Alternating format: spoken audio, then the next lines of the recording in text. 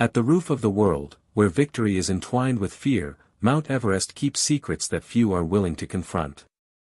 It is a peak of glory, and of specters. It is said that legends tell of lost climbers, eerie footprints on snow, and a valley colored in hues that freeze the heart. These are not stories of fantasy but enigmas etched into ice. Everest has been the ultimate embodiment of human aspiration for a long time, but for each tale of victory, there are those steeped in tragedy, turmoil, and enigmas that never get solved. To tread on its slopes is to enter the living museum of human valor and the unknown, where history gets penned in frostbitten wounds and shadows. Are you ready to learn what Everest will not let go of? Everest is usually depicted as a destination climbers go in search of beauty and transcendence, a peak that pushes the boundaries of endurance against avalanches, storms, and thin air. But in 2013, the icy serenity of the mountain was broken not by nature, but by men. British climber John Griffiths and two companions set out on what they believed would be a normal climb, prepared to face only the routine risks of altitude and weather. Instead, they were caught in a brutal battle with the very individuals whose expertise was supposed to see them through, the Sherpas. A disagreement about climbing protocol escalated into anarchy. The Sherpas blamed the climbers for taking deviated routes agreed upon by all and, worse still, offending sacred mountain rules. To the rest of the world, the argument would appear inconsequential. But Everest to Sherpas is not a foreign play area for international adventurers. It is their home, their source of livelihood, and their sacred land. Griffiths and his party returned from the excursion to find, instead of the biting silence of the peaks, rage. Almost a score of masked Sherpas wielding stones and clubs showed up, yelling threats and encircling the climbers' camps.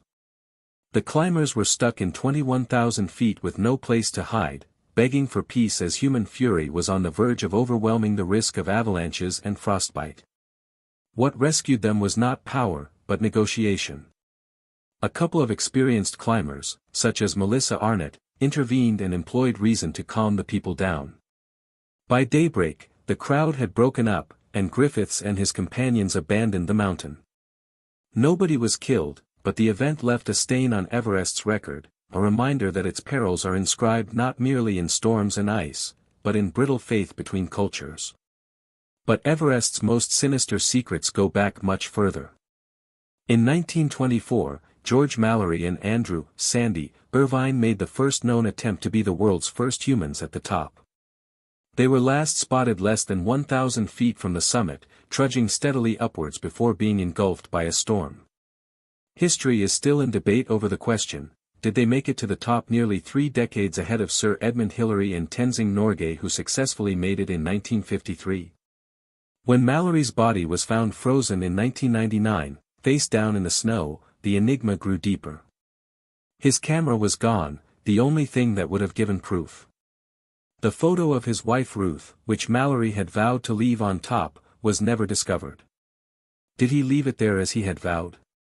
Or was it lost to the winds when he collapsed? Irvine, then 22 years old, had been selected for his knowledge of the rudimentary oxygen gear of the day, while Mallory bore with him the dogma that Everest needed to be climbed, because it is there.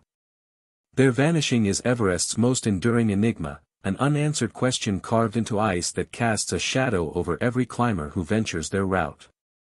Everest also bears the burden of ghosts, both literal and figurative. Mountaineers have been reporting creepy encounters on its flanks for decades, ghostly footsteps, wind whispers, brief shadowy apparitions over the snow. Hallucinations are not uncommon at high altitudes, but the sheer volume of such accounts has sustained the lore of Everest as an otherworldly peak.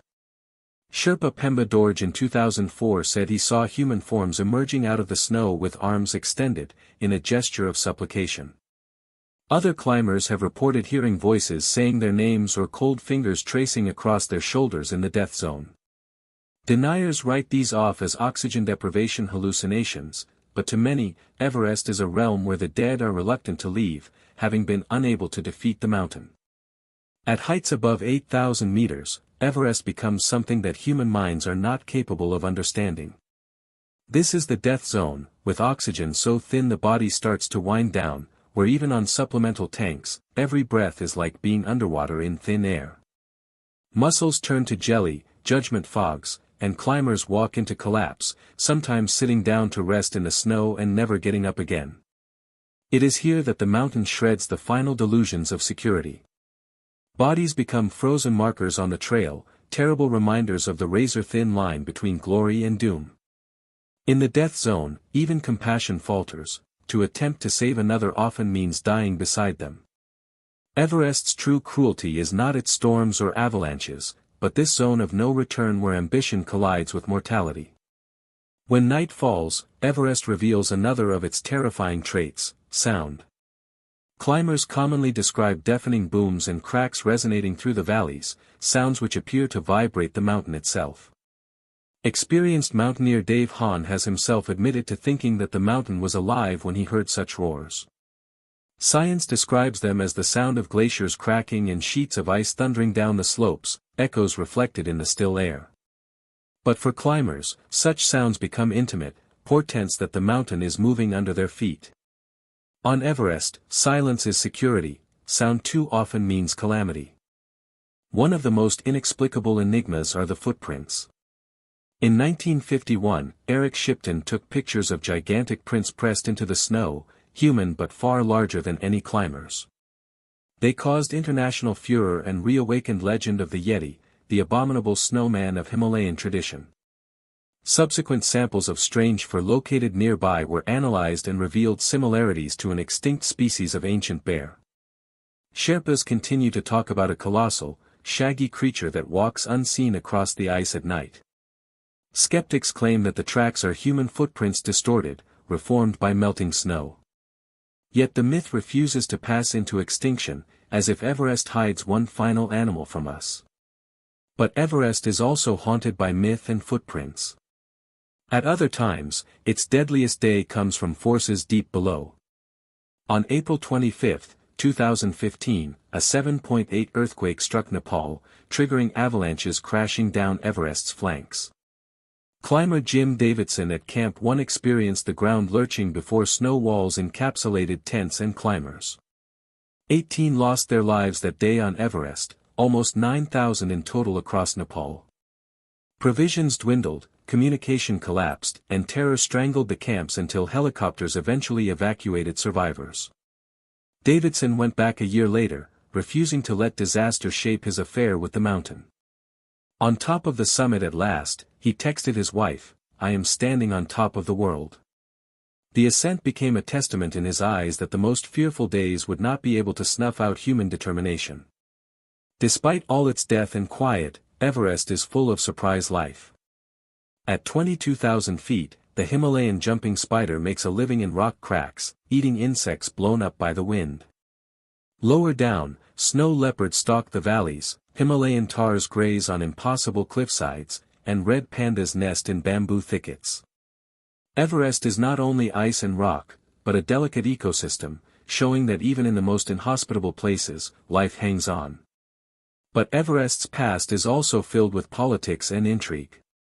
In 1952, rumors spoke of a clandestine Soviet expedition, climbers toting statues of Lenin and Stalin to leave at the summit. They never came back, and the Soviet Union claimed the mission was never made. In 2017, rescuers fell upon 4 frozen corpses in a tent at 26,000 feet, corpses that could not be matched to any known expedition. Were these the Soviets lost over 6 decades ago, their remains hidden beneath Cold War secrecy? The mountain keeps its secrets frozen, unwilling to part with its complete tale. Even contemporary legends are not secure. Julius Sturck, the Swiss machine, fantasized ascending Everest from both the Nepalese and the Tibetan side in a single venture. Renowned for unparalleled speed and ability, he appeared invincible. But in 2017, he slipped 300 yards on a known route, taken over by melting snow and brittle ice. His death was a shock to the climbing community and a sign of how Everest itself is evolving. Rising temperatures make it less stable, more volatile, and maybe more deadly than ever. But Everest's issues are not mystical or natural ones, humans are responsible too. Underneath the romance of summits is an unpleasant fact: trash. Thousands of climbers deposit tons of human waste every year. They are buried in snow and ice and don't decay but leak into streams, polluting water in nearby villages. What was supposed to be the Earth's cleanest summit has now turned, in most regions, into an ice latrine. Cleaning regulations and biodegradable bags are in place, but weak enforcement makes it worsen. Everest is now not only a symbol of aspiration but an indication of what occurs when human presence overpowers nature.